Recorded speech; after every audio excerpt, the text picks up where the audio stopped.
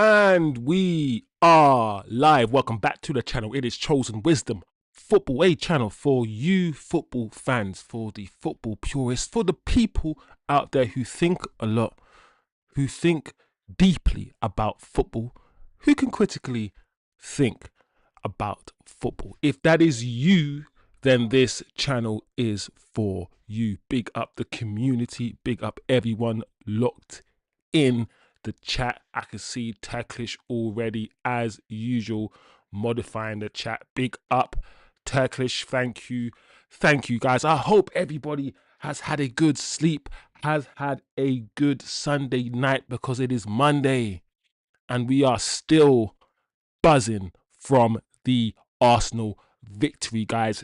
As usual, this show is your weekend fallout. This is your weekend fallout show where we discuss all the latest news, headlines, and everything surrounding the weekend's game. This is the aftermath. The aftermath. What's been said, what's not been said, what conclusions have reached, what revelations are there, who's Carrick in, who's Carrick out, who hates the players, who loves the players.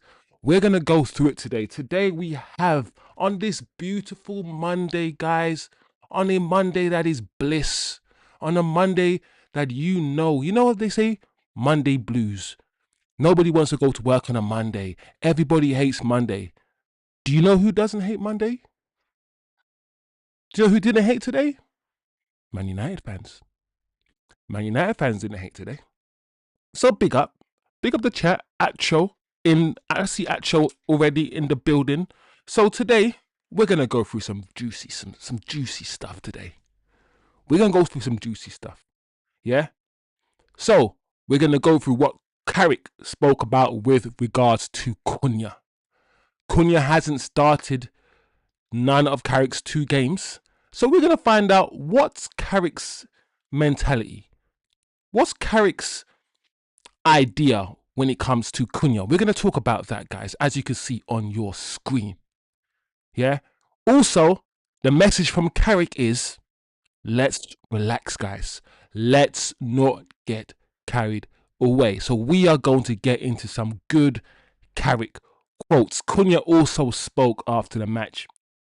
He spoke after the match and he revealed that he could not believe that he scored the goal. He also revealed about his insights, about training, about the fact that he takes that shot often in training. So we're gonna look at some Cunha quotes as well. They've come out, they've surfaced. Harry Maguire, who was given man of the match. To be honest, guys, Atro, you could have given man of the match to many people. You could have given it to Dorgu. But listen, you don't have to like Harry Maguire. But if you watch that game with your eyeballs, the way that I did, the way that you did, you have to admit that Harry flipping Maguire was immense. We conceded goals, 2 goals, but I don't think either one of those 2 goals had anything to do with him. An own goal and a jammy little corner. So Maguire had an assessment of the game that I agree with. So we're going to see some Maguire quotes, guys. We're going to see this. Listen, guys, today is a feel-good day. I talk about propaganda and PR. I talk about it a lot. I identify it. I call it out. We all need some PR. Every firm, every company needs some good PR. PR is not necessarily by default a bad thing. I just like to call it out when it is happening.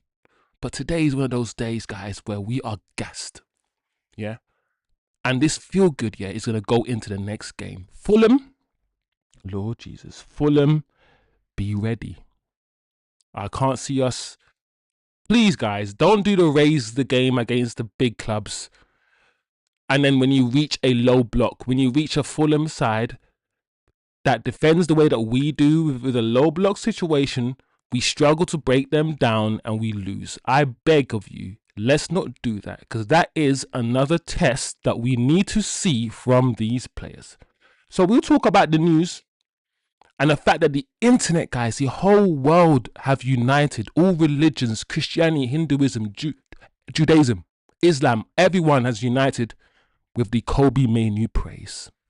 Everyone has come together, loving Kobbie Mainoo, admiring his stats, and we're gonna go through those stats today, guys. Because some people in the chat they literally tried to get my star boy out of the club. So we're gonna look at Kobbie Mainoo's stats, because apparently, guys, Kobbie Mainoo doesn't run, he doesn't move, he doesn't work as hard, he can't cover the grass. All of these lies that we were told when we've seen him play football under Ten Hag and under other managers, and we've seen him cover the ground. So we're gonna go into Kobbie. Lammens, guys. Lammens is making amends. Lammens is making amends. The goalkeepers that we had, listen, I'm not saying Lammens is Schmeichel. I'm not going to do that. But what I'm going to say, guys, is that he's so level-headed and laid back and chilled. That's what we need. We don't need a goalkeeper that wants to be the main character. We need a goalkeeper that understands he's a goalkeeper, do the basics, and that's it. That's all you got to do. So Lammens was asked about what impact Carrick has had, and he's given his verdict on Carrick's impact. Ahmad has also come out and spoken about Michael Carrick. Ahmad has come out and reminded us that when he was at Sunderland, playing for Sunderland, Michael Carrick was at Middlesbrough, I think. Right? They have not only history playing, being in Manchester, but also history when he left Manchester. Really, really interesting. We also have a lot of ex-players, guys. I saw a tweet, guys, of what's his face, the young guy, literally Ashley Young. He never ages. Have you seen Ashley Young recently, people? Ashley Young still looks like he's 25. Yeah, and he went to Old Trafford with his sons, who look older than he does, and that was so beautiful. So we'll take a look at that. You know me, I like to do the little feel-good things at the end of the show. So Arsene Wenger has also come out, guys. Arsene Wenger has spoken about the game, and he's given his verdict on the game. So I'm going to bring up that tweet towards the end of the show, and as usual, guys, you let me know whether you agree. But to any Arsenal fan out there, all I'm going to say is this. I told you.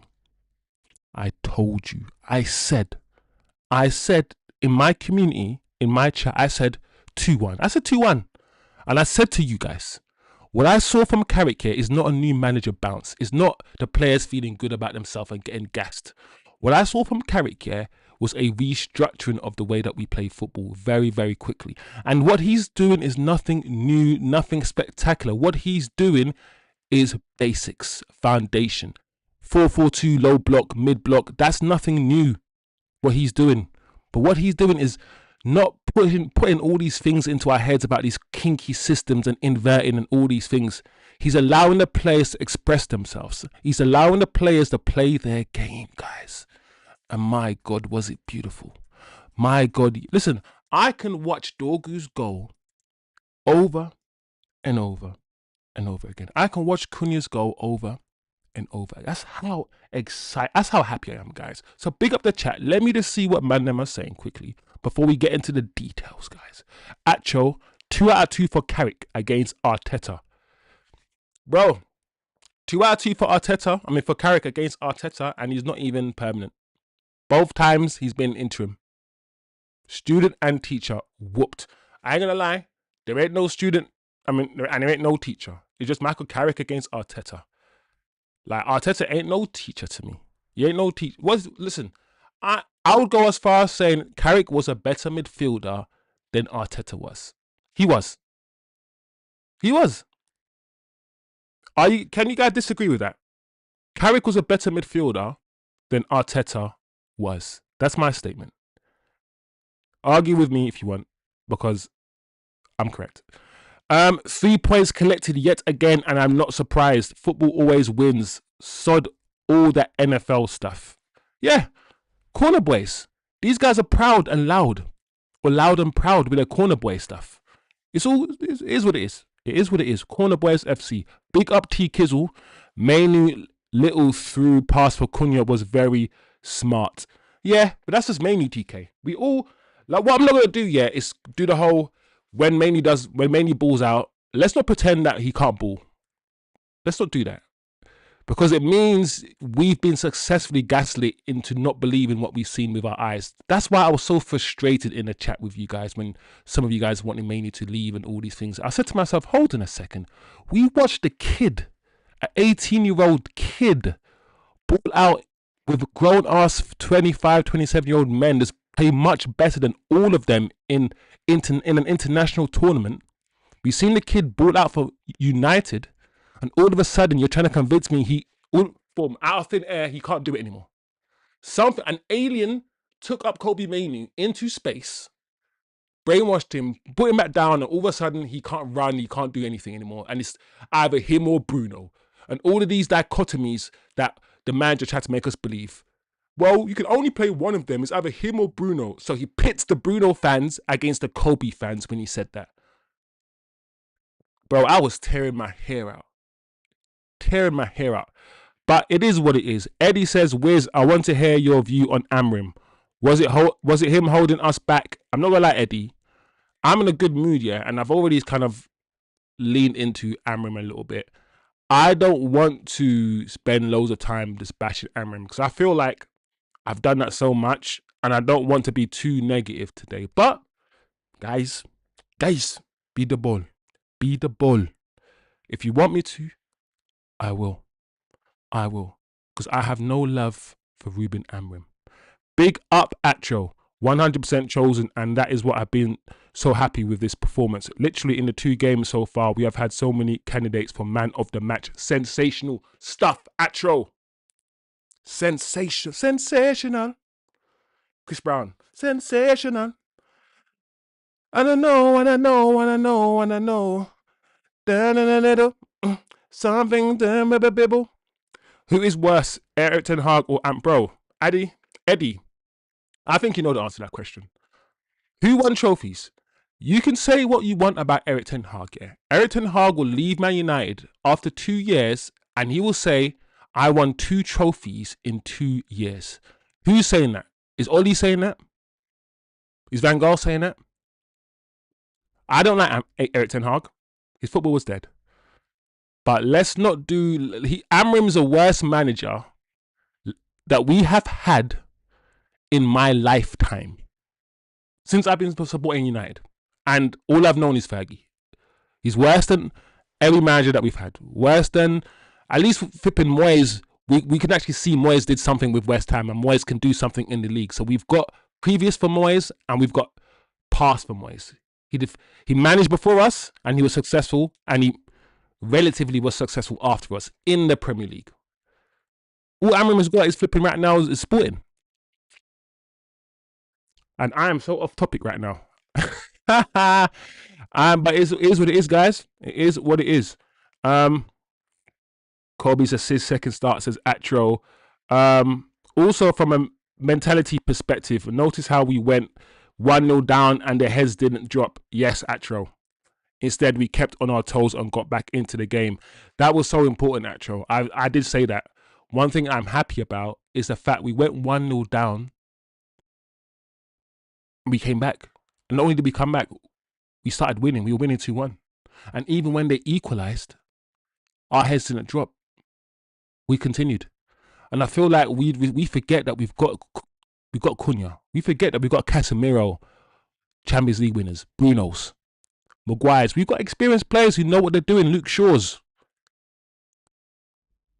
you know, Brandon Bumos. We've got players. And one thing I will say, guys, we have a better attack than Arsenal. Disagree with me, and I want you to, because I want an argument. But our attackers are better than Arsenal's attackers. If you give me Arsenal's best 3 attackers right now, what, Jesus, maybe Saka and Trossard. That's not better than Mbumo, flipping Ahmad and Cunha. No way. We also didn't lose it when they tied it at 2 with a garbage goal. Yes. This. Also, guys, one thing I want to make out before we stop. We haven't even started the show yet, you know. One thing I want to say, yeah, is that do you know what was kind of weird about the game as well? Is when he took off Dorgu, who is playing as a left forward, but he has more defensive characteristics, doesn't he? Dorgu's a more defensive player, but he's playing as a left forward, so he's giving us more defensive cover. That's one of the reasons why he is playing. When he decided to take off Dorgu and put on Sesko, move Cunha to Dorgu's position and go more attacking, I was so confused. My brain was concussed because I'm so used to Amorim putting on Aiden Heaven for Maguire, or taking off Delete and putting on Lenny Euro, making defensive changes when we want to win the game. Carrick didn't. Carrick is proper Man United. He went for it. Yes, he put on Cunha first. Cunha went up front, but when Dorgu got injured, he took off Dorgu and put on Sesko. I was like, what the hell are you doing, Cunha? You're supposed to be shoring it up. You're supposed to be going defensive. I mean, Carrick. But he went for it. And I was like, oh, Carrick. Oh, that's what I want. That's all I need in my life. Thank you, Carrick. You understand.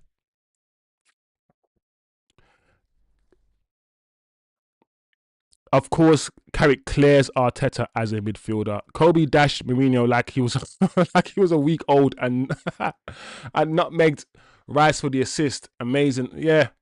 Like all this Declan Rice is the best midfielder in the Premier League because he runs around a lot and tackles. I hate the fact that you can be the best midfielder in the Premier League and not be that technical. I'm not saying Declan Rice isn't technical. He is, but the best midfielder in the Premier League because he has the best engine. And that's all. When people are saying Kante was the best midfielder in the league, I was saying, listen, Kante's got the best engine in the league. And he might be the best at winning the ball. But to call him the best midfielder, are you saying he's the best passer? Short pass, long pass? He's got the best shot? No, you can't do these things. So sometimes when we see a very athletic human being and we say, oh, that person's the best. I'm like, bro, let's say he's athletic. Let's say he's athletic. Let's keep it like that. Ruby was emotionally taxing the fans and the squad. It was depressing everyone associated with the badge. Yeah, TK, he didn't know how to keep things inside his head. All that emotional stuff, keep it in his head. Because like I kept saying, you can't do anything if your manager, the person leading you out to battle, doesn't want to watch you take penalties, shies away from you taking penalties. When it becomes hard, he cowers down and he looks away. So he's not leading you into battle. Yeah. He's emotionally unstable, crashing out. That person can't lead you. You can't be led by someone who's bipolar. You don't know what to expect any given day. You might come into work one day and he just bites your head off. The next day you come into work and he's hugging you. That's fucked. Yeah. And I kept saying, this guy, his emotion is too much. He puts all of his emotion onto the players. So the players have to absorb all of that emotion. No, clear head. We don't need your emotion to be put on us. You keep that shit. Keep that anxiety that you have to yourself, Amrim. The players have enough anxiety to worry about, all the abuse and stuff on Twitter. You keep that shit to yourself. But he couldn't. He couldn't. Big up Dara. You guys have got me chatting everything apart from the flipping that's what happens. That's what happens. So big up the chat, man. Let's see what Carrick is saying. My guy, Michael. I can't even say Michael Kizzle? Crizzle? No, it doesn't work. Carizzle? Michael Carizzle? No. T Kizzle's much better. T Kizzle, it flows off your tongue. Like honey. Does honey flow off your tongue? No, honey's a bit thick. Anyway, we digress. Carrick. Matheus Cunha has had an impact in both matches. He's disappointed not to start, but he's using that in the right way. That sums up the group well. He deserves that winning goal. I'm very happy for him. Do you know what? I think Cunha, when he comes on the pitch, the way he's played both games, he's played like a guy who's trying to prove something. He's playing like a guy who's like, Carrick, why the hell have you dropped me? Why the hell have you dropped me for Dorgu? I am a better footballer than Dorgu. Yeah, I might not give you all that defensive stuff, but I am better than Dorgu. I feel like he's come on the pitch 2 games in a row trying to show us something. And 2 games in a row, he showed us something. Changed the game against Man City. came on, won the game. And Cunha, we've been on his back. And we need to be. Let's be real. When you're not playing well, we will criticize. When you are playing well, we will praise. It's a sport. We're not in a relationship. I'm not your brother. I'm not here to defend you or protect you. I'm watching you. You entertain me. I will criticize or I will praise. Cunha, at the moment, what he's doing, how he's coming on the pitch, how he's moving, perfect. I said, you know what? If you want to use Cunha for the last 20 minutes to keep the ball, to dribble, to win fouls and all these things, use him like that until we're ready to start him. I'm happy. I'm happy that the players are happy. I'm happy that he can celebrate the way he celebrated and dance and surf, surf the wave, ride the wave. I'm happy about all these things. I'm happy. Our number 10 took that shirt from Rashford. People had their doubts, and people will still have their doubts.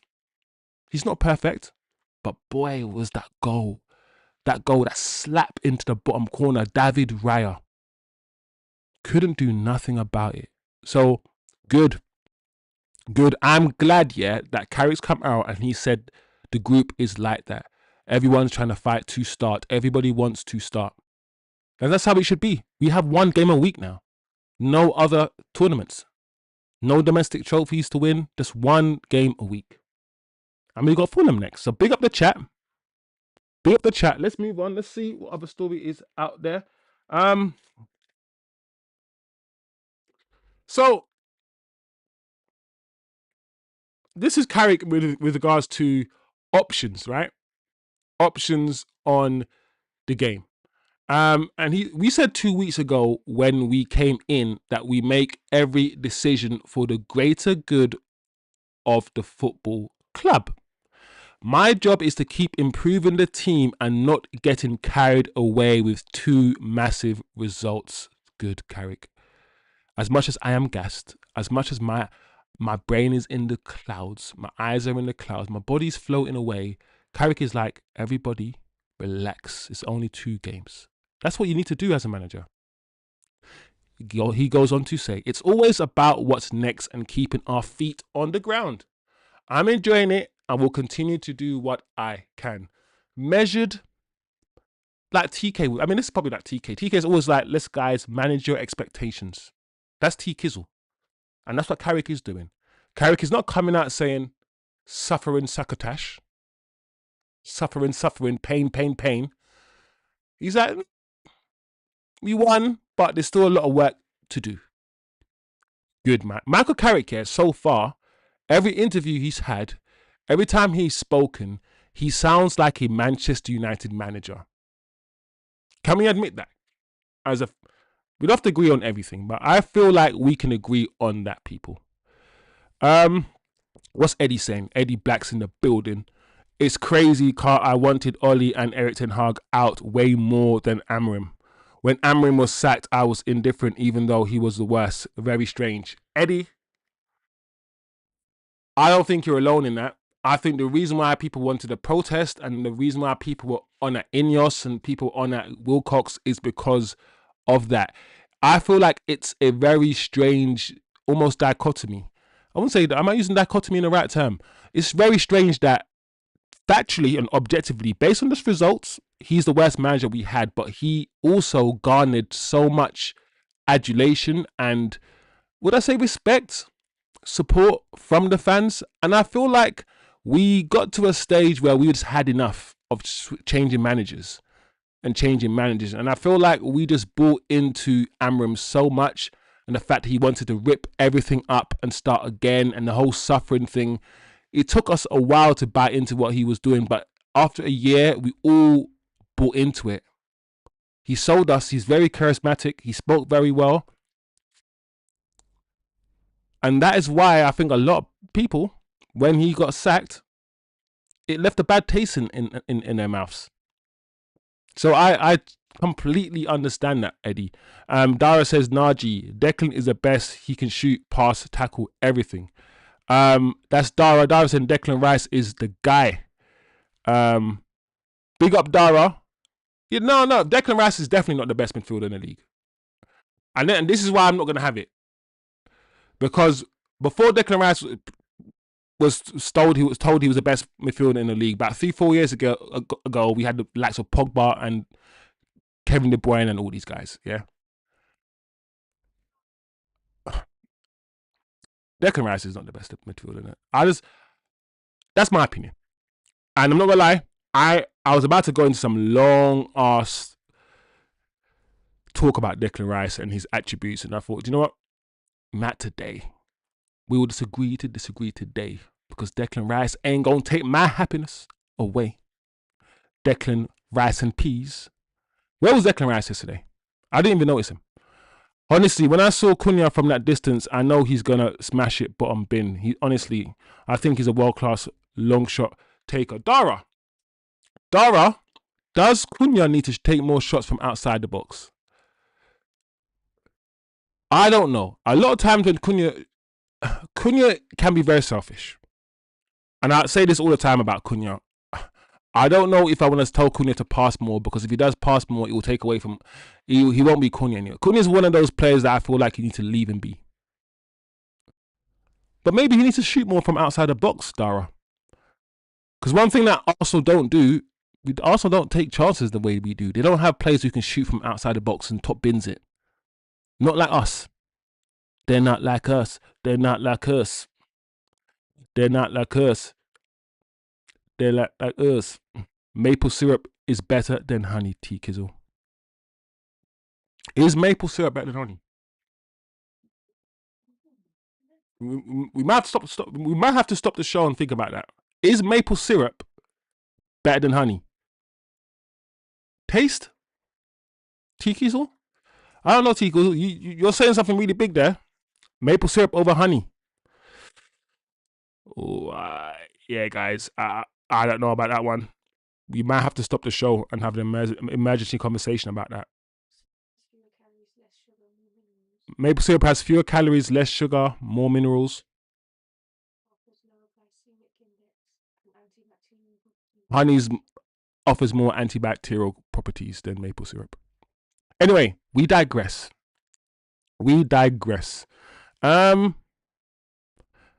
Kizzle says Mbeumo is the first player to score against City, Liverpool, Arsenal on debut since Rashford. Can I just say, I was right about Mbeumo. Mbeumo is a footballer that will get you GA, he will get you goals, he will do these things, but he's not the best footballer to watch. If you are an aesthetic merchant, I can be, yeah? I like football to be played in a certain way, saucy. And Mbeumo is Salah light. That's who Mbeumo is. Salah, when you watch Salah play football, he's not the best footballer to watch, but Salah is just inevitable. That's why I feel like Mbeumo is going to be for us. I keep saying it. He's going to be our Salah. He's not going to be a footballer that you watch and be like, wow, his first touch is amazing, all these things. But he's just a killer, bro. He's a killer. That's what he is. And who knows, he could slowly start merging into being a deadly striker who plays off the shoulder. Who knows what he could become? He's only 25, Mbeumo. He's still young himself. All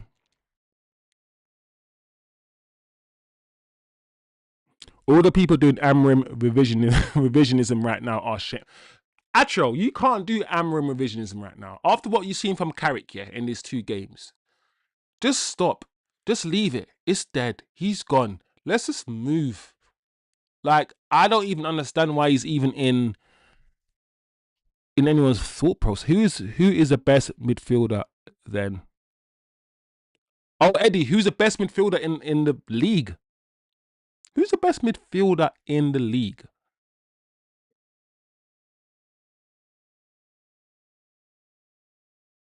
I don't. The problem is, yeah, tech is important to me. And so when you asked me who the best midfielder in the league was 4 years ago, I would have said Pogba. Because of his all-round tech, his all-round game. The sort of like the Caicedos, the Declan Rice sort of midfielders that run around, are very quick, very aggressive, win the ball, the Anderson sort of type. I like them. They're very good, but they're not. When I think of a footballer, I think of a Modric. I think of tech. So, who's the best midfielder? Right now, listen, I'm not going to lie. I'm not even thinking straight. And Declan Rice, you might actually have to include Declan Rice up there. Because when I now think about it and I look at Liverpool's midfield, I look at our midfield, and look at other teams' midfields, I'm like, I don't know. I'll give you an example. What's his name? Cole Palmer. If you consider Cole Palmer as to be a midfielder, he's better than Declan Rice. He's a better footballer than Declan Rice. He's maybe not as aggressive.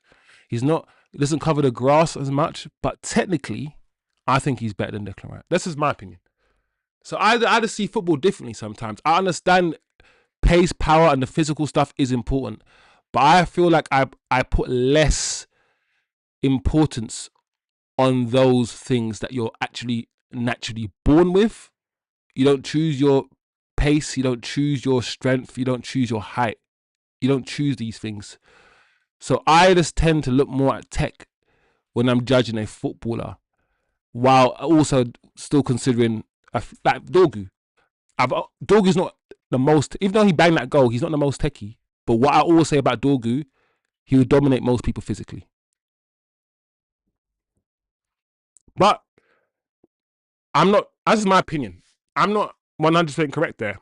You guys will have a different opinion to me, and that's good. It's good too. Anyway, big up Eddie. I didn't answer your question.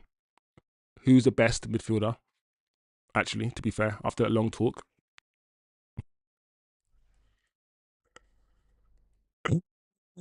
Yeah, Eddie's making a point. I don't think there is, and I'm an Arsenal hater. I hear you, Eddie. Maybe you're right. Maybe you're right, bro. Acho says, I mean, it's funny. Acho says Caicedo, or one of the Newcastle three. Bro, now that we're talking about midfielders, the midfield now in the Premier League are all dogs. I've said that. When you look at Newcastle's midfield now, you look at Arsenal midfield and what it's becoming, it's like the only midfield that's full of tech is like Man City's with Rodri, Foden, Bernardo. I feel like the midfielders now are hella just aggressive, strong, just jack of all trades kind of footballers. The McAllisters, the Andersons, the box-to-box guys. I feel like a lot of teams, are filling their midfield three with three box-to-box midfielders. Like you guys mentioned the Newcastle midfield three. I swear all three of them are like box-to-box. Tonali, you got Bruno, you got Joe Linton. Like, who's the DM there? I don't know. Anyway, Cunha reacts to his winning goal. He says, when I scored, I did not believe it. I tried to go one side and then the last second went the other side. I think he means, obviously, his shot curved around, right foot shot curved around the defender. Maybe he said he was going to shoot the inside.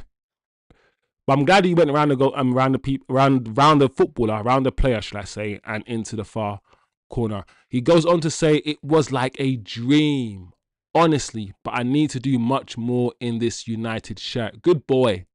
I need to do much more in this United shirt. You scored the winning goal and you're still saying you need to do more. Good. Cunha is a Man United fan. Mbeumo is a Man United fan. These two, Cunha and Mbeumo, are Manchester United fans. They are both playing for their boyhood clubs. Matheus Cunha again. Every single training, I try to have this shot. So he's saying that he tries this all the time in training. This is not new. My teammates say you need to shoot from outside of the box. You shoot better. This league is so tight. Every team defends so well. In these kinds of moments, you only get one chance and you need to be ready. It's such a mature way of looking at things. It's such a mature footballer. He's right. He's right. Both of our goals, Dorgu and his goal, came from outside the box. We were not afraid to take a shot from outside the box. Arsenal would have passed and passed and passed and passed. They ain't taking no shot from outside the box. They're not doing that. So big up Mateus Cunha. Big up Mateus Cunha. It's £65 million. And he needs to repay the money spent on him. And slowly, I think he will. Let's see what the chat's saying. Dara says honey clears. Dara says honey clears maple syrup. Acho says honey over syrup all day. Oh no, T Kizzle. But in Canada, but you can imagine though, in Canada, maple syrup. I mean, TK, maple syrup keeps your economy afloat, right? without maple syrup, what's Canada? Without reggae, what's Jamaica? No, I'm joking. I'm playing. Maple syrup caramelized on bacon, bro. Right, TK's. Nah, you're right. You can't do honey. You can't do honey caramelized on bacon. That's evil. That's some Sodom and Gomorrah shit, bro. Like, that's mad, bro. So I hear that. Acho says I hear that, Chosen, but I'm seeing people literally credit a lot of what Carrick is doing to Amram. I'm like, tell Amram to win back. No, Acho, are you honestly telling me that the 4-4-2 low block, playing 4-3-3, playing Bruno up front and then Boom, all that stuff that he's doing that we never would have seen under Amram? People are still saying this Amram. People are saying these 2 wins are Acho, I don't want to talk about it, Acho. It's gonna wind me up, bro. It's gonna wind me up. So you keep that to yourself, bro, because that's gonna send me to the moon. Because I'm gonna just get angry. Because that's some dumb shit. If people are really saying that, Acho, that's crazy to me. TK slobber slide rice. TK. I'm not gonna disagree, but there's a discussion to be had. All I'm saying is this: before Rice, because Rice hasn't changed as a player. Before Rice signed to Arsenal, was he the best midfielder in the league? No. So therefore, you're saying to me that Rice has improved. I don't think Rice has improved. Rice is just playing with better players and doing what Rice does. Yeah. When you see Rice play for England, right, then come talk to me. Tell me how good Rice is when he plays for England. Tell me how good he is when he plays for... He's not that great. I am not into this Rice thing. This Declan Rice thing. This Declan Rice worship, miss me with it. Miss me with this Declan Rice worship. I grew up in a time when I was watching Carrick, Scholes, Keane, Pogba, and now I'm supposed to think Declan Rice is the best midfielder in the Premier League. No.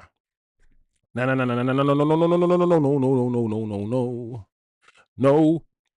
But at the same time, Eddie's like, I actually had to think about it. When my Arsenal fans brought it up on current form, you're right, on current form, who is the midfielder playing the best right now? Because Arsenal are top of the league. So you're going to have to look at one of their midfielders, right? So I get it. I get it. I get it. I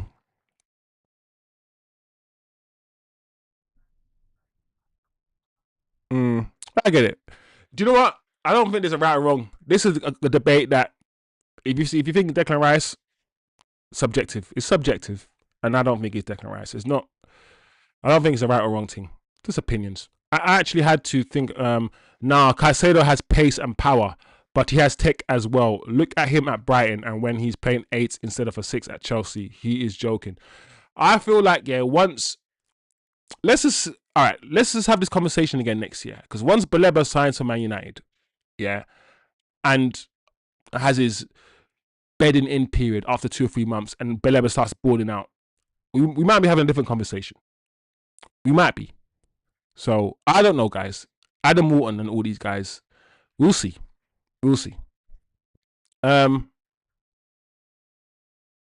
Summer Sly, Hungarian. Anyway, guys, do you agree with this tweet? Was the man of the match award well deserved for Maguire? We try not to be biased on this channel. So all I'm going to say is Maguire hasn't changed. He still lacks pace, all of these things. But my gosh, the last 2 games, he's turned up. The last 2 games, every ball in the air, header it away, header it away. This guy's been colossal. He has. And you have to give credit where credit's due. Well done, Maguire. I think he deserved it. I got no issues with giving Maguire man of the match. And as long as he keeps playing like this, he starts the next game. So I got nothing else to add. Nothing else. Big up Shivam in the building. But this, I like this, guys. You know me. I like when someone gives an honest, somewhat thorough assessment of the game, because that's what I like to hear. And this is what Harry Maguire said. And this is true. I agree with Harry Maguire wholeheartedly here. Let me know if you agree. I feel like we do. Anyway, he says, I thought the first 20 minutes, Arsenal started really well. Yeah, it's true. They put us on the back foot, but we watched their game against Liverpool and they did the same there. Full stop. Let's quickly have a think about the fact that he's now admitting that they watched Arsenal's previous game. I mean, we have a week, right? A whole week to prepare. So I can imagine there will be a session, a classroom session for about 2 or 3 hours where we do watch Arsenal's previous game, where Carrick does talk to the players and explain what he expects from Arsenal and prepares them. We're supposed to be more prepared, actually, playing 1 game a week than most teams. Than Arsenal. Arsenal had to play midweek and then play us. So they had 2 or 3 games. Wait, did they play midweek? Yeah. We had a whole 7 days to prepare. He goes on to say, after 20 minutes, I thought we got a grip on the game and started being more brave on the ball. And when we started playing through the middle and making passes through the lines, I thought we were comfortable in the second half. Yes, we were. He's not lying. There's no lies told here. No lies told, Harry. Their biggest threat was set plays. They managed to score 1 and it was a scrappy goal to concede. Like I said, we have qualities that can hurt teams and we did that today. Well done, Harry. Give credit where credit's due. I'm glad that we literally brought the 2 best attackers in terms of output. Yeah, at least 2 of the best. It was Haaland, I believe, Mo Salah, and Bumo Cunha. And I think, what's the guy who got signed to Liverpool? It's Isak. Yeah, they were all up there in terms of stats. We got 2 of those guys all playing for Man United at the same time. And I feel like only now, we're starting to get... we got something out of them. And Bumo scored. Cunha showed glimpses during Amram's time. Let's not pretend that these guys didn't have good games before. Like we didn't see Cunha, ball out. Not every game, because we did criticize him. And Bumo, the last 4 games before Carrick took over, he wasn't playing well. But they had good games. But now it just feels different. It just feels like we're getting the Cunha and Mbumo from Wolves and Brentford a bit more. So big up Harry Maguire. Big up Harry McGwizzle. Let's see what I want.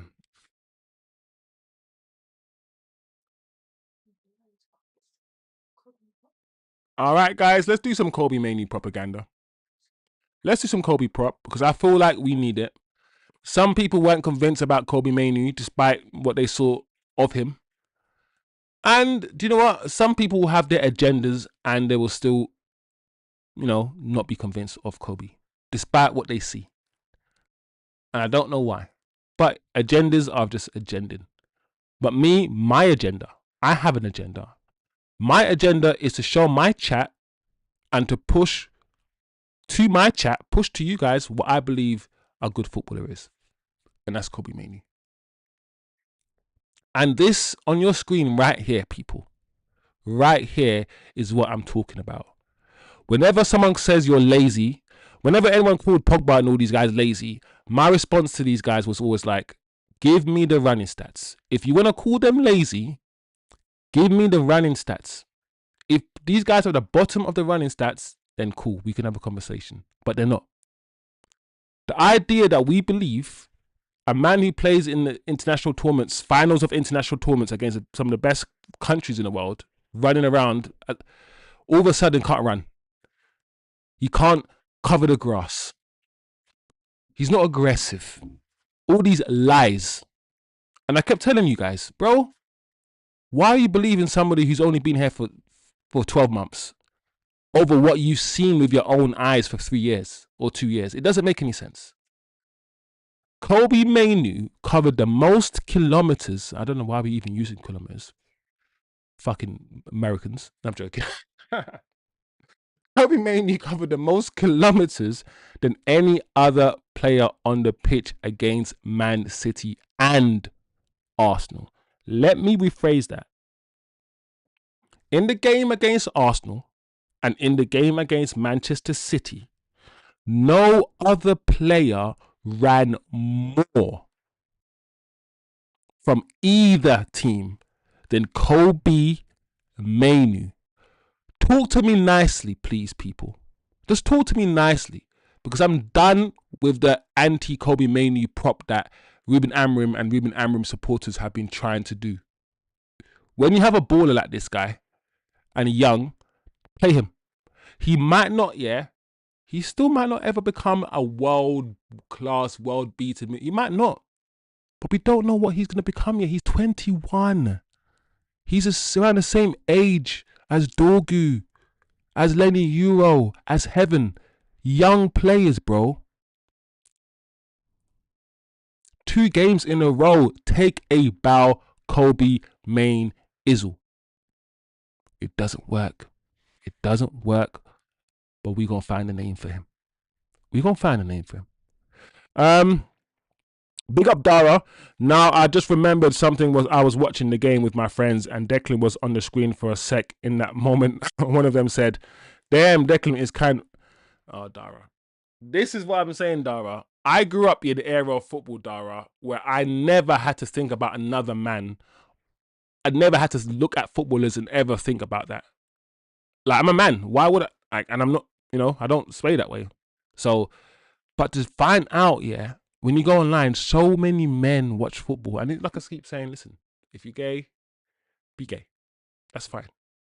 I'm never like, that's not me. That's not my flex. But I never knew, so many men are into football and they actually fancy footballers on a sly. I never knew it was a thing until I started hearing Amorim sexuals and all these things. I was like, whoa. Whoa. Sometimes I understand doubling down, but some things, I don't know if you should double down on everything. Sometimes just get out. Sometimes get out like the movie. Let's get out. Atro says the Newcastle trio interchange. One does DM, then the other 2 do the box to box. I say Bruno G takes up the DM more as his... Yeah, but that's the point I'm trying to make. That, like, yes, there is a DM role and one of them play DM, but all those players can do everything. Jack of all trades kind of midfielders. Big up Shivam. If anything, Rice has actually regressed as he was bought as a 6 and he's now playing at 8. Yeah, Rice isn't a DM. He doesn't play DM. Zubi does. Zubi plays further back than Rice does. Rice is box to box. Rice is the shuttle. He's a shuttle runner. He's a shuttle runner, man. Next summer, I need Munoz from Palace. Anderson from Notty, Neves for free, Bleber from Brighton, Robinson from Fulham. Oh, okay. And finally, Stiller. That's a lot of midfielders, though. That's like 4 midfielders. You got to flip in at least 4 or 5 midfielders, bro. Where? From 1,000 number 10s to like 1,000 midfielders. Dara says Caicedo is a headless chicken that can tackle red card. Red card merchant, bro. I hear you, Dara. I mean, I want to go that far in my assessment of Caicedo. I think he's good. But he's in the mode of Declan Rice in a way. I think Declan Rice got a little bit more tech than Caicedo. Caicedo isn't delivering those crosses and free kicks and stuff like Declan's doing. Um, but yeah, they're very similar. I mean, they cost around the same, didn't they? Um, you can call it reprofiling, but he couldn't do the job he was signed for. And to be the best, in my opinion, you should have versatility in your game. So not Rice for me. Yeah, maybe I'm not gonna lie. Maybe me not liking Rice or not feeling that Rice is the best midfielder in the world. Maybe that is my Arsenal bias. Maybe I'm so anti-Arsenal that I'm not able to see it clearly. But I just don't rate him as highly as everyone else. Anyway, let's continue with our midfielder, our star boy midfielder, Kobbie Mainoo. For all the haters out there, Kobbie Mainoo's game by numbers versus Arsenal. Let's understand this kid. 100% long pass accuracy. I don't remember him doing too many long passes, but it doesn't matter. 100% long pass accuracy. 85% pass accuracy. Not the greatest, but good. 51 touches, 4 passes into the final third. Okay. 4 ball recoveries. That's good. This is the area of the pitch, yeah, where people like to say Kobbie can't do something. 4 ball recoveries.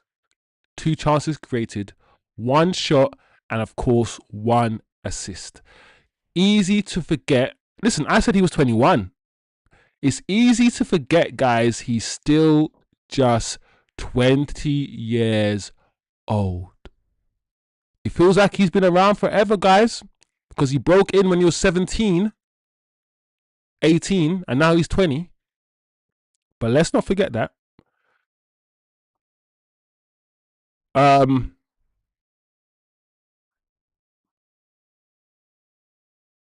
Oh no, Acho says they're saying Dorgu pulled his hammy. Let me see if I can find any news on Dorgu right now. But that's the first I've heard about Dorgu pulling his hamstring. Dorgu, I hope not, man. He's playing well.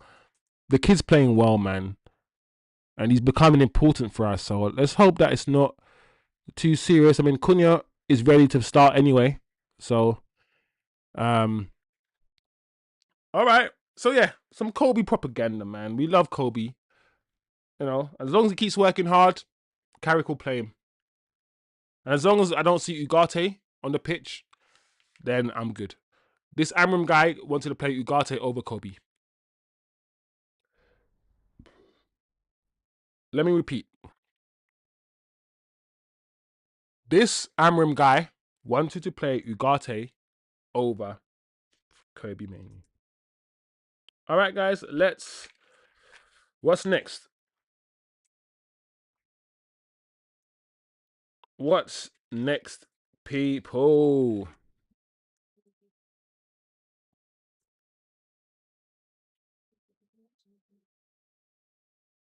So we got Kobbie propaganda. Let me see. All right, let me see what AI is saying about Patrick Dorgu. Patrick Dorgu suffered an apparent hamstring injury during the Manchester United match against Arsenal on Sunday. Blah, blah, blah, blah. Severity is still unknown. Though the interim manager, Carrick, is hopeful it may just be a cramp. So, I mean, I've just plugged it into AI. It could be wrong, but according to AI, we don't know nothing about Dorgu's injury yet. Anyway, last but not least, this is, once again, if you guys can see, a physical representation. And I know you can see the numbers, just about see the numbers. But essentially, Kobbie Mainoo tops the distance covered by all Man United players. So I feel like I just need to bring that to you guys' attention. I need to let my chat know this information because it's easy for you to be lied to about Kobbie. It's easy for you to be lied to about players. My advice to anybody, trust what you see with your eyes first. Don't allow your feelings or what anyone sells you or any narrative that anyone tries to portray. Don't allow that to influence your decision unless you believe it. And if you do believe it, make sure it's based on facts, not just an opinion. Because Kobbie Mainoo right now, according to these stats, guys, He's making everyone eat humble pie. What happened to the whole, you can't play Bruno and Kobbie Mainoo together? What happened to that? Where has that gone? This man made us believe, you can't play them both together in the same team. He made us believe that. Why do you think he did that? The problem is, if you're a manager, if you're any human being, and you're in a job, and you're not doing well, and you're failing like Amrin was, there's two things. Either I'm late for work, or I'm failing in my job, or whatever you're doing because I'm crap, or you blame external influences. You say, I didn't sleep well last night. I had a headache. I came in, I was late for work, so I didn't have time. It was raining. You make up all of these things, excuses. Or if there's no excuses, then you have to own up and say, it was me. So every manager, when it comes to squeaky bum time, will have a choice. He will either say, I'm not good enough, that's why we're rubbish, or he'll blame the players and everything else. And most managers will throw anyone under the bus. Eric Ten Hag threw Sancho under the bus. Randomly said, Sancho wasn't playing because he doesn't train well. I'm like, whoa. Sancho, what? Where did that? Whoa. So be careful when managers throw players under the bus to detract from themselves and their failures. Just be careful what narrative you buy into, and do a little bit of critical thinking, which is what this channel is all about. Sometimes you'll find the truth within the details, within the lines. You can extrapolate the truth. So big up Kobbie Mainoo. I'm not saying he's going to be the world beater, but I like Kobbie, clearly. And I have a bias towards Kobbie. I have a bias. I do have a bias for Ahmad, and I have a bias for Kobbie. I like those two players a lot. And as TK knows, I have a slight bias for Xerxes. And out of all the three midfielders that we link to, I reckon I have a slight bias towards Adam Wharton, because he reminds me of Michael Carrick. Big up Acho in the building. Big up Shivam as well. Anyway, guys, Lammens is speaking. Everyone's coming out. Everyone's got quotes. Everyone's happy. Everyone's excited. The feel-good factor. There's no more... Well, apparently there's still protests planned, but let's see what happens to the protests. As usual, when things start getting well, the fans stop the protesting. So we will see, guys. We will see what will happen with the protest, because I think it was planned for the Fulham game. We will see, guys. We will see. And by Wednesday, I'll have more information about the protests. This is interesting, actually. And this is actually important. I like this. I like this, people. I like this. Listen, send Lammens on what Michael Carrick has changed at Manchester United. This is going to surprise you to hear what he thinks Michael Carrick has actually changed. To be honest, there's not many special things he did. It's just like sticking to the basics. Football is basics. If you do the basics well, then the quality of us comes out. And I think we have players with the quality that can make the difference. But if you just do the basics right, technically, we're standing right, defending good together, and just playing as a team. To be honest, he made it really clear what he wants from us and what he expects from us. Bro, Lammens is, you know, when like a small change, can have massive results, guys. Can have massive results. There's two different types of coaches. Let's break it down. There's, in my opinion, the type of coach who believe that players are the most important.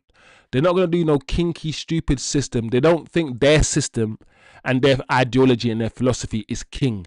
They think the players are the most important, and their job is to facilitate an environment that the players will succeed in.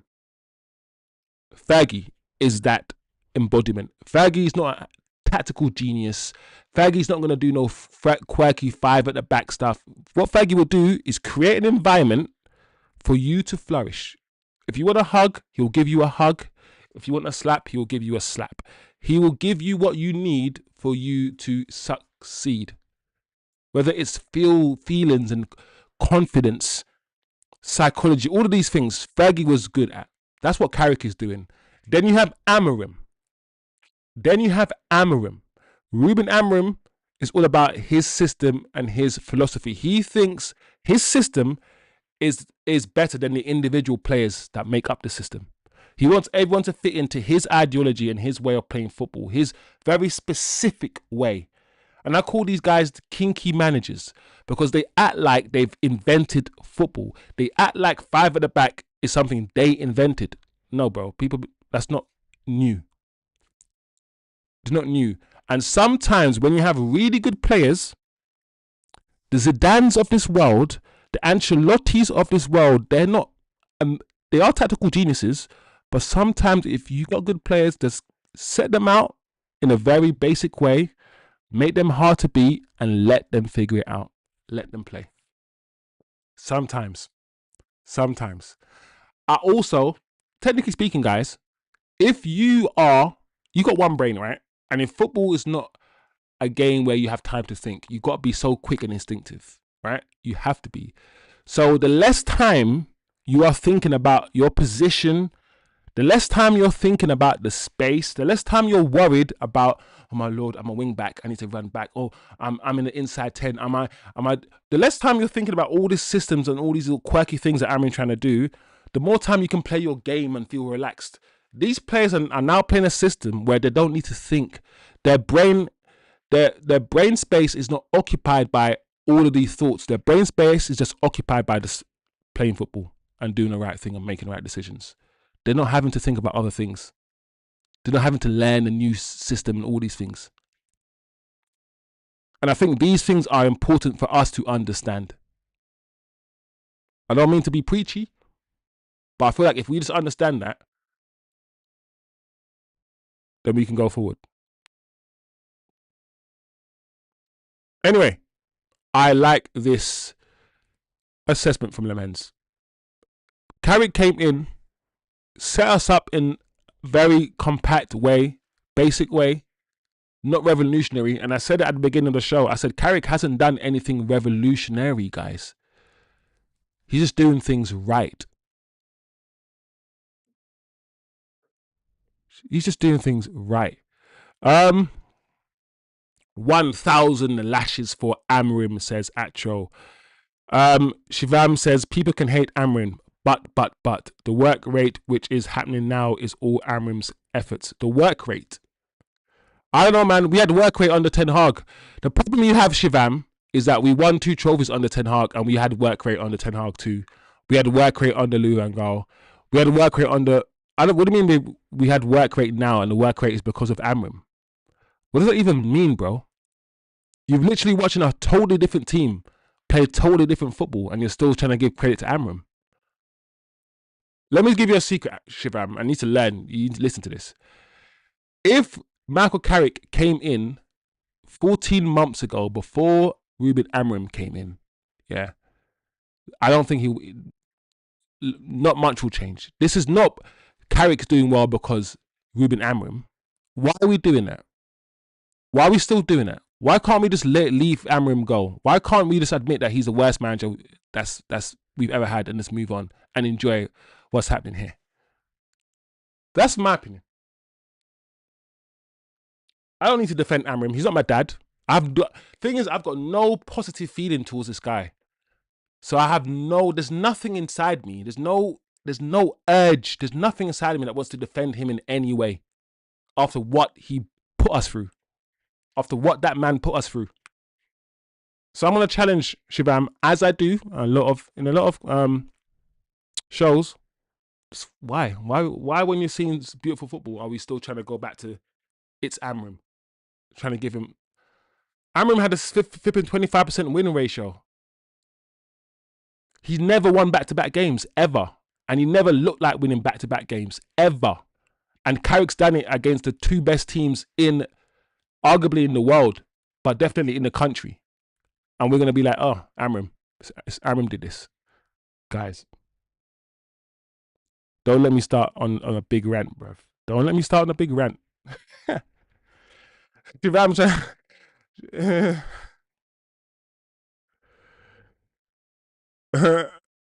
That's funny. But anyway, gangster for life. Um, Ahmad. Ahmad and Dorgu against Arsenal had one of those games where they probably didn't, attack as much. We didn't have the ball as much. They had to be resolute. They had to defend well. They had to run back and chase back. They had to do that work. And if anything, playing. All right, this is where I will agree with Shivam actually. Shivam, I will actually agree with you for only a little bit. I was gonna say this is where playing Ahmad as a wing back and playing Dorgu as a wing back has helped them be better defensively. Because now Ahmad, all of a sudden, as much as he's good going forward, he's now very good defensively as a right forward player. So there you go. I agreed with Shivam a little bit. Listen, a clock is right twice. Anyway, Ahmad. I like this about Ahmad. I like what Ahmad said here, guys. He has a good impact since he arrived. He's had a good impact since he arrived. Some of the players know him, especially me. He was my first manager when I arrived here, when I was 18. I think he was Ollie's assistant. He was still there, but Ollie technically was your first manager, and he was Ollie's assistant. But it doesn't matter. I'm just correcting him, being pedantic. He's trying to do his best, and he's giving advice to everyone. I have to give my best. I also played against him when I was at Sunderland, and he was at Middlesbrough. He knows the quality I have, the player I am. Clearly, at the moment, Carrick likes Ahmad, and Ahmad is playing on the right-hand side. My question is going to be, when Sesko starts playing down the middle, I'm assuming there will be games where he starts Sesko down the middle. What does he then do with Ahmad and Mbeumo? Who does he choose to play on that right-hand side? Listen, those are the kind of difficulties that loads of managers wish they had. Choose between Ahmad and Mbeumo. Like, that's a healthy squad if you choose between those two for the right wing position. Then you're in a good position, right? You're in a good spot. So big up Ahmad, people. It's all right to disagree, people. It's all good to disagree. Let's tell someone why you disagree and why you think they're wrong. I always try to do that without having to insult people. Just give your opinion. And I need to do that much better myself. Just give your opinion and say why you think they're wrong or why they think they're right. And that's it, and keep it moving.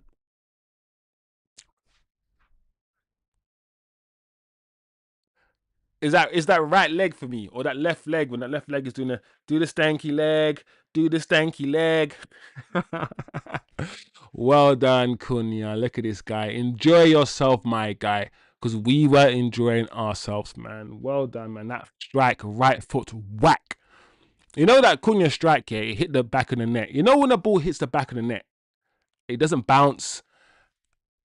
He hit that ball the way that Mason Greenwood. You know Mason Greenwood, when he shoots the ball, a lot of times when Mason Greenwood scores, yeah, his strikes here are hitting the side netting and they're hitting the back of the net. He's hitting through the ball and the ball is traveling. The way that Cunha hit that ball, guys, that ball didn't bounce, bro. It went like a rocket, went boom, back of the net. And you heard that sweet sound. The sweet sound that ball made when it hit the back of that net. That well, I can't do it. That was an epic failure, innit? I'm not trying to replicate the sound, my man. It is what it is. Yeah. There's no news, man. Like, Shivam, about the whole Cole Palmer Man United thing, there's no hardcore news. I've seen people talk about it, Shivam. However, Shivam, I will say this. it is true that he is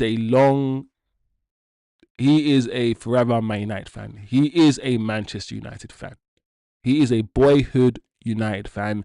Manchester United is Cole Palmer's boyhood club and is the club that he wants to play for. Whether he wants a transfer, whether he actually wants to come play for us, that's different. I don't know that. But I've always said that Cole Palmer is a Manchester United player. The way he plays football, he just comes across like a typical Manchester United player. If Bruno is to leave, give me Cole Palmer in the 10. Give me Cole Palmer in the 10.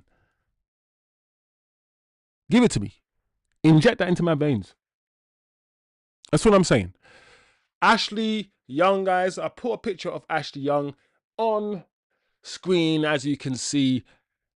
Man United legend, 8'2". Ashley Young, one of my favourite United players of recent times. Not aged at all. Still looking like he's 25.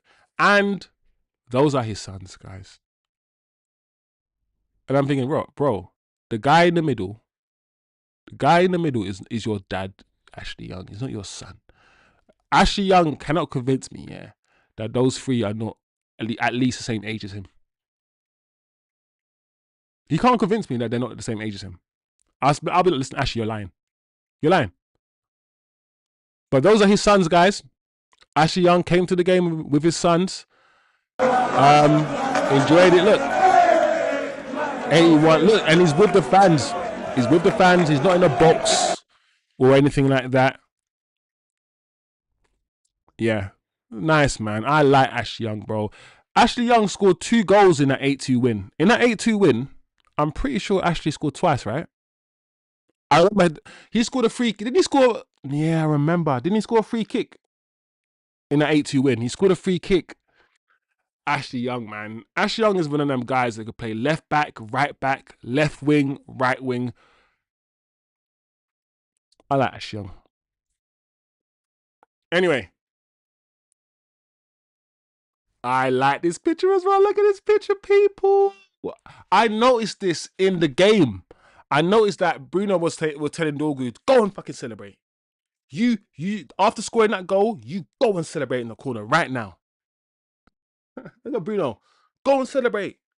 Because Dorgu was about to run to Bruno and celebrate with Bruno. And Bruno's like, bro, go to the corner flag, bro, and celebrate with your fans. What the fuck you doing, bro? What's the matter with you? I like that. The captain's like, bro, enjoy yourself, bro. Celebrate with your fans. Get the adulation. Yeah? Make them sing your name. I like that from Bruno. Dorgu's goal. Is Dorgu's goal, guys, the goal of the season so far? Have we scored a better goal than Dorgu's goal this season? I don't know. I'm going to leave that to you. I'm going to leave that for you guys to answer, but I don't know.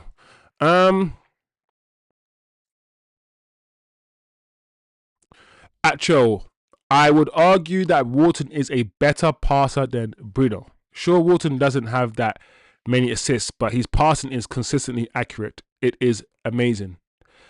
Atro, I agree. As I've said before, out of all the players, the Whartons, the Balebas, the Andersons, I'm slightly leaning towards Wharton because you don't get many players like Wharton. Like the Andersons, I could forget another Anderson in another year or two, I feel like. But the Wharton, the guy who sits and just passes the ball, the short pass, long, the sort of Carrick sort of type midfielder that keeps it ticking, the Rodri type midfielder that keeps it ticking, the metronome sort of, that guy. I like that guy. I feel that sort of midfielder, there's not a lot of. And he's not a 10, Wharton. He's just a midfielder. He's a box-to-box midfielder. He's quite tall. He's about 6 foot. He's quick. He's not Baleba. He's not aggressive like Baleba. Baleba's role will be different. But Wharton is a passer. He's not gonna take loads of shots and all these things. He's gonna keep his passing. His passing is top notch. The way that Bruno uses his laces to pass, and the way that Bruno sometimes whacks the ball really hard when he passes the ball, and sometimes Bruno even knuckleballs his passes. You're not gonna get that from Adam Wharton. Adam Wharton is just nice and just floats the ball over the top and just, I don't know, bro. Like, I like Wharton. I like Wharton. But yeah, Sonny Lammens on Fulham. So Lammens, I'm not gonna read this really. But he's just basically looking up and looking towards the Fulham game, and saying that we have to win against Fulham, which is true. There's no point, guys. There is no point doing all of this against Arsenal and Man City, and then when we play a team that defends in a low block like Fulham, we get beaten. There's no point. We have to beat Fulham on Sunday, 2 p.m. So big up the chat, big up the community. What else we got? I think we're coming towards the last thing. Uncle Wenger, Daddy Wenger. I like Arsene Wenger. I don't like the Arsenal fan base. I don't like Arsenal, but I like Wenger. I like Arsene Wenger. And plus, I always found it really, I find it crazy that Arsenal hired a guy called Arsene. Like, you can't, like, what is this? It's like Man United hiring a man called Man. Do you know what I'm saying? It's just like, bro, his name is Arsene. I feel like I'm the only person who still gets amazed by the fact that Arsenal's manager, most successful manager, is called Arsene. Anyway, Arsene Wenger on Man United. Where Arsenal lacked was patience and technical cohesion. I see that. Which Manchester United had. The way that they play is convincing. Usually it's the home team who win at 2-2. I must congratulate Carrick. He has created something. Listen, the reason why I made that face is because I'm listening to these words and I'm like, are you even being I don't know, you're not convincing me with your words right now, Wenger. But I think the point is he's just giving Carrick some props and giving Man United some props. And I think he's right. At 2-2, after Arsenal equalised, they had the momentum. You would think they would have gone on to win, but that didn't happen. And I feel like we haven't really said that enough. We haven't spoken about the fact that they scored the equaliser, they had the momentum, and we still said, hold my beer. We still shat in their front garden and back garden. We did that.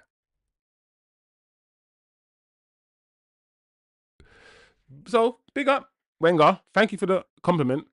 That's most of the news I could find. That's most of the talking points I could find after the game. No information on Dorgu I could find at all. I tried to search for some information, any kind of detail regarding Dorgu, and I couldn't find it. All in all, decent news day. A lot of positivity, sprinkle everywhere. The Man United media department are tweeting a lot. The best start to a managerial career since I told Dom I was a big fan of his dad, Nick Aldis.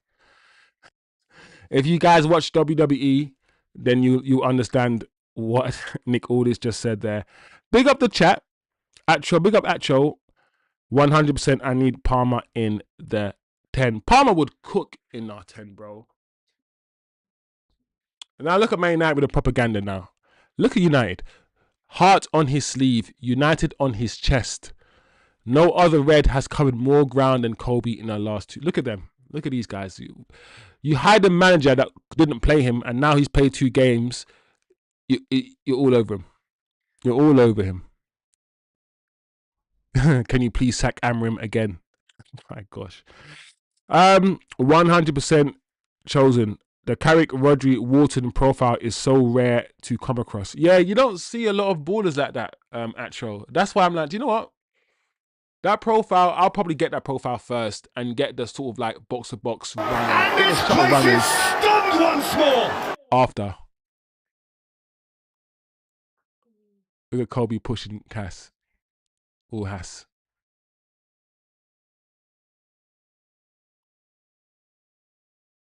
I love that. I love that for Kobbie, man. Look at these guys.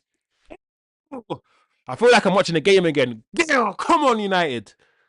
Come on. Arsenal's are pricks, pussy. I need to bring an Arsenal fan on and it's custom. I need that. I need a good 20 minutes, yeah, where I just lay into an Arsenal fan. Just sit there and just let me just get everything out my system. Everything, you fucking corner boys. Your shitty football. Your negative approach to football. Like, if Arsenal win the league, yeah, it's a travesty to football. It's a travesty. They're anti-football. They're an anti-footballing team. I need to cook an Arsenal fan right now. I need it. For me, that doggy goal is going head to head with Joshua Zirkzee Palace.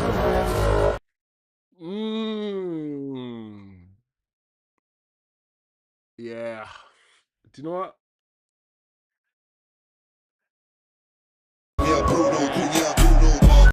It's the technique, yeah, for Zirkzee's goal. It's the twist. To me, it's the fact that he turned it. It's a twist of his body and the turn. But the goalkeeper could have saved that Zirkzee shot. It was a good shot, but that Dorgu's finish, man. No goalkeeper saving that. It's just that Zirkzee shot, some goalkeepers could have saved it. The Dorgu one, who's saving it?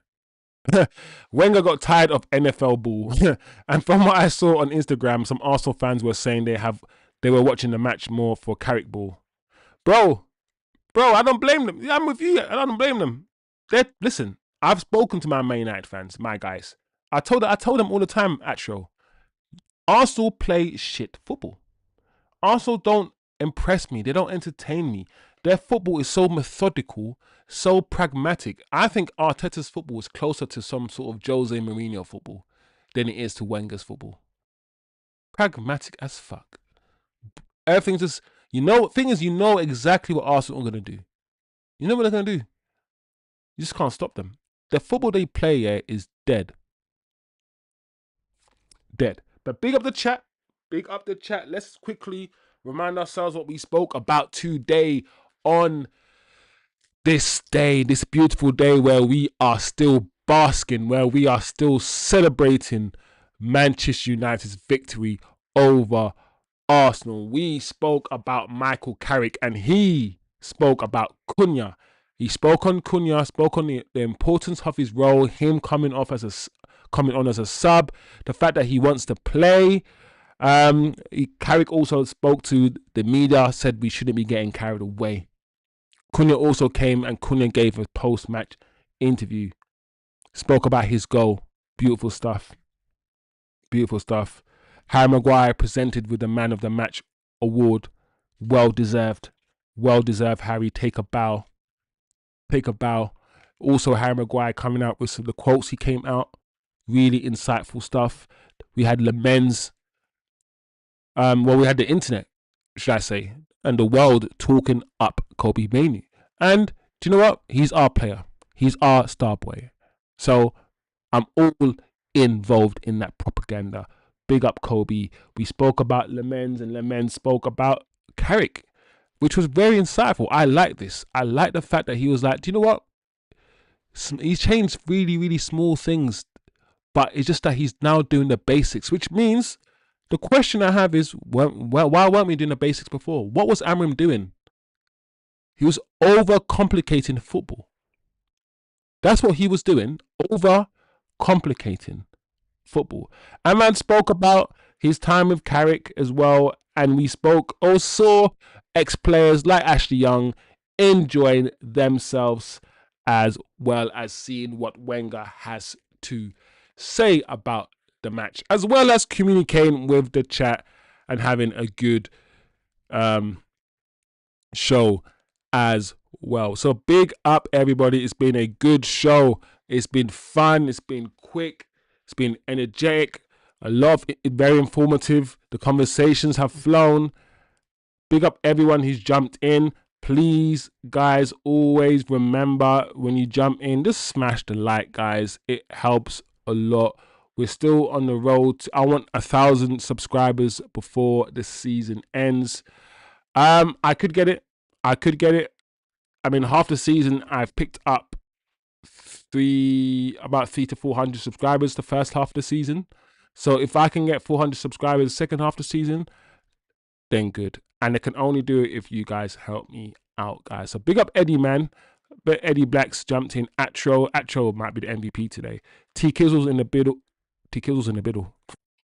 TK in the building. Of course, Turkish all day, every day. Dara.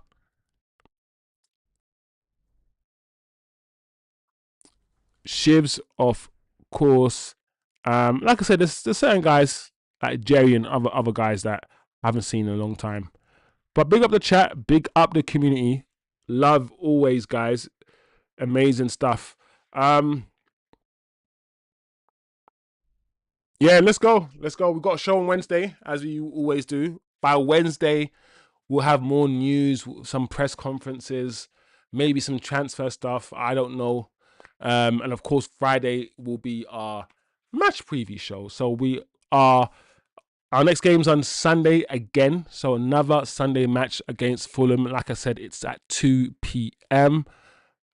I think we could beat Fulham. Fulham is a team, yeah, I think we usually don't have too many issues with. Unless I'm wrong. Tell me if I'm wrong, guys. I don't recall through the years having too many issues dispatching of Fulham.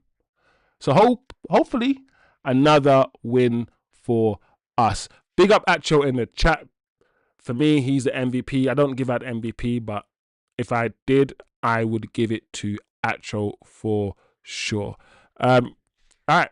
Have a good evening, guys. Big up yourselves, and I will see you guys on Wednesday. Let's go, Man United. We are back, people. Ooh.